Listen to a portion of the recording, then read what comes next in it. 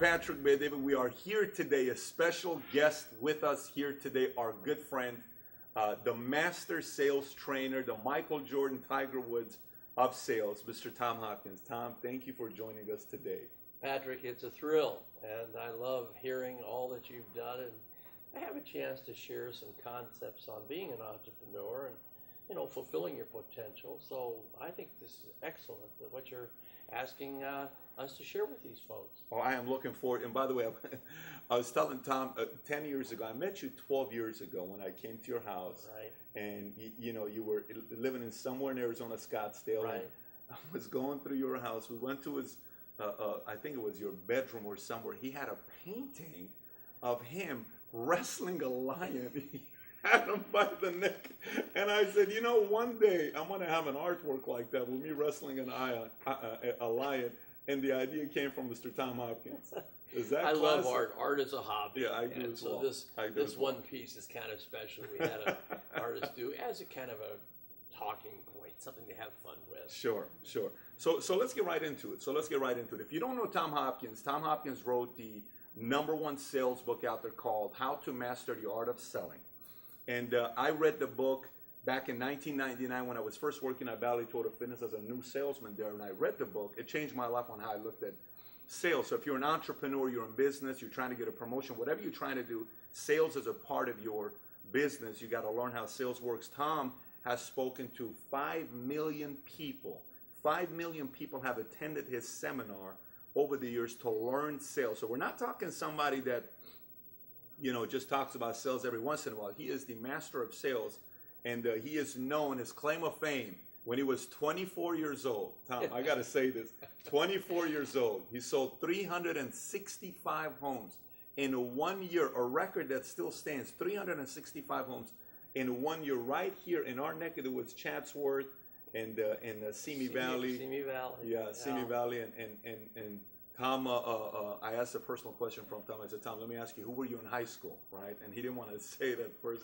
I said, who were you in high school? He says, well, I was the captain of the football team, quarterback 4 years. You said, which high school? Alamany High. Alamany High. We have a lot of people that went to Alamany High. So let's get right into it. I got some very straightforward questions that I want the guys to get value here, everybody that's watching. First question, you've trained millions of people. You've seen all the mistakes, you've seen all the right thing that works.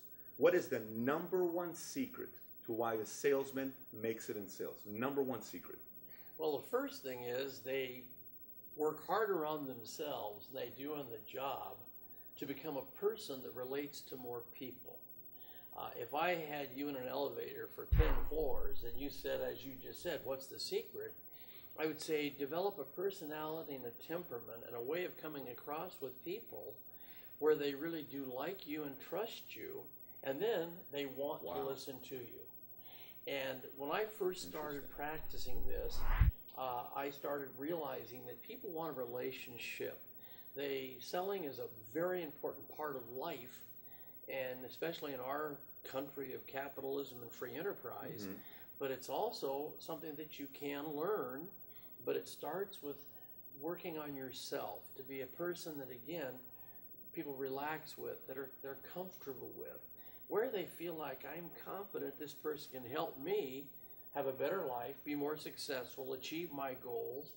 And that, of course, is how I live my life today, trying to help this happen with as many people that like to hear my message. Interesting. So you're #1 to be good in sales, not necessarily to make a lot of money in sales, because that's a whole different answer, but to be good in sales, it's relatability, knowing how to relate to somebody else in different situations. Unbelievable. Okay, what would you say is the #1 mistake? There's a lot of mistakes we make as salespeople. What is the #1 mistake a salesman makes? I think the #1 mistake that a salesperson makes is coming across like a stereotypical salesperson. See, the average American in our studies doesn't really like selling. They don't really feel good about salespeople. And it's a shame that's true, but of the 11 million salespeople approximately in the United States, many of them turn people off because they come across a little bit too aggressive. They come across almost pushy, and they're talkative. I've tried to teach people be the opposite of what they expect and they'll relax with you. Become a master questioner. In fact, I have a little goal. Become a master asker and a magnificent listener, and you'll do well in the field of sales, regardless of it. And I've had a battle, Patrick, too, that I believe everybody in a way is in sales. I think if you're a parent and your kids grow up to be good adults, thanks to your example, your questioning, your listening skills, that you did make a good sale with your children. I think in today's world, if you stay married for your entire life, you both, husband and wife, did some of the things I teach that are part of the art of selling. So I hope people will open their minds to, as an entrepreneur, you're selling the people that work for you to do a better job. You're teaching them the art of persuasion, of convincing folks to do business with your company, not once, but for a lifetime. So this is, again, something I think that is so true, that everyone in a way is in sales. Very cool. Okay, so third one. What was your edge against your competitors? I think my edge was I really did outwork most people. I was fanatical on wanting to achieve, and when I quit college after 90 days, and I only made it for 3 months, I was terrified. I didn't know what I was going to do, and fortunately, after 1 year of construction carrying steel, I found the real estate business. And in a way, I found my niche. And I hope everybody that's maybe viewing this program will find their niche in life. And I call the niche finding something you love to do that is not work, but you love it so much you're great at it. And then you develop the P word, which I learned this from Wayne Gretzky. I played golf with Wayne, and as you know, he probably one of the greatest hockey players of all times. And after the game, driving to the house, I said, I got to ask you, Wayne, what do you think the reason was you did so well as a hockey player? And he gave me the P word. He said, Tom, I had a passion for all aspects of the sport. Passion for practice, passion for winning, passion for losing. And so that's the day I said, I'm going to try to teach people to get passionate about what they do. Not just like it, but be passionate. Because I think people will agree and go along with your way of thinking based more on your belief, your conviction, and your passion than almost anything else. So you would say your edge was passion? Passion. Okay. I loved real estate. I worked 7 days a week my first 3 days, our first 3 years. And a lot of people don't want to do that. 7 days a week the first 7 3 years days. now. I had 3 Christmas days off, which is fanatical. And I'm not saying that's right for everyone. But I had... But that's a very consistent trait with a lot of people that make it to the highest level of whatever they do. And that word you just said, I don't know if you caught it, but consistency is one of the keys to much success in your life, where you don't just have high cycles, low cycles, you're consistent. And of course, I also feel that I was a follow-up specialist with people. I kept in touch. I built long-term relationships.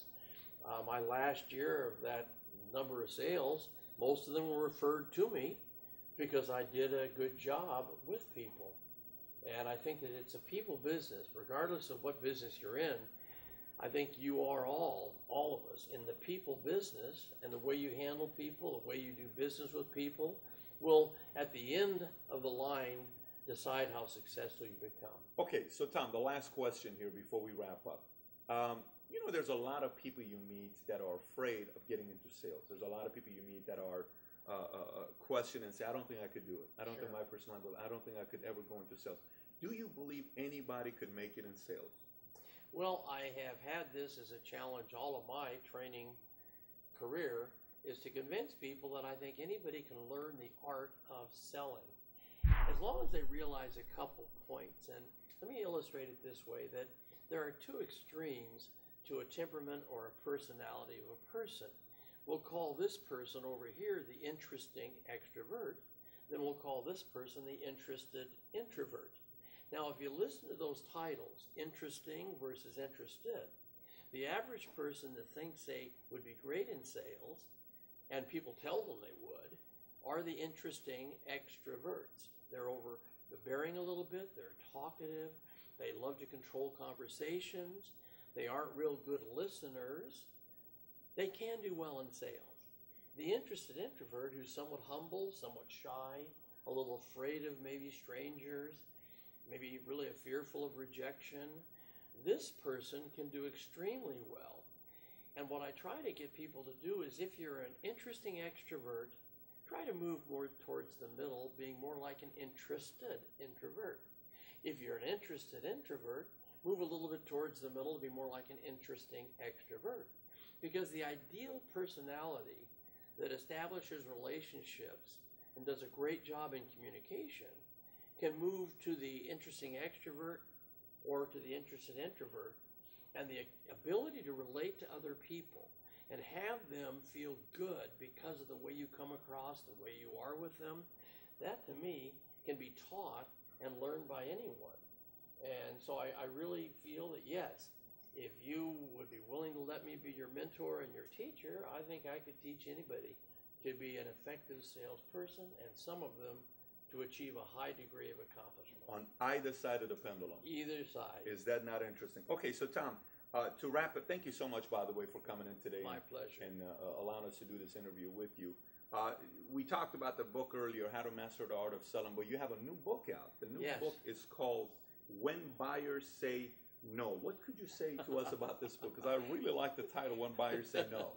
Well, you know, it's funny, Patrick, is this darn book, it's my 18th book, and when I wrote it, thanks to Ben Cott, who's my co-author, we came up with the concept that most people don't realize that you'll not get a yes in life of anything until you usually have some type of no.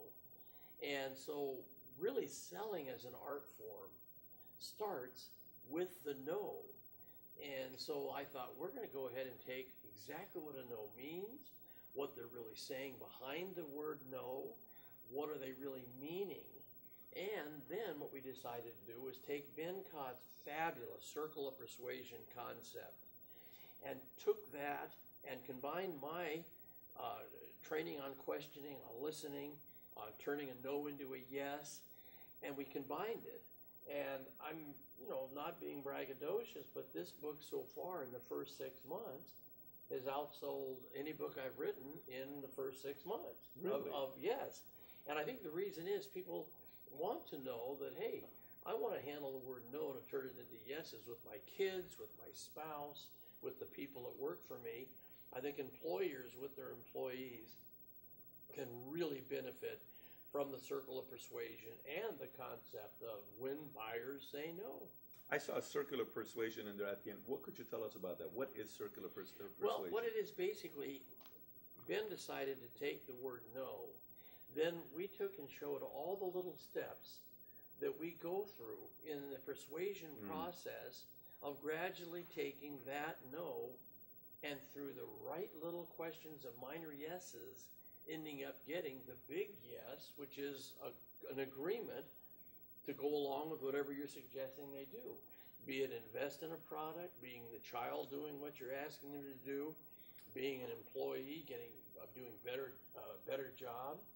So it's really exciting to see that most people in business want to know, how do I handle the darn no and turn them into yeses? That is the question. That is the question and the skill to learn.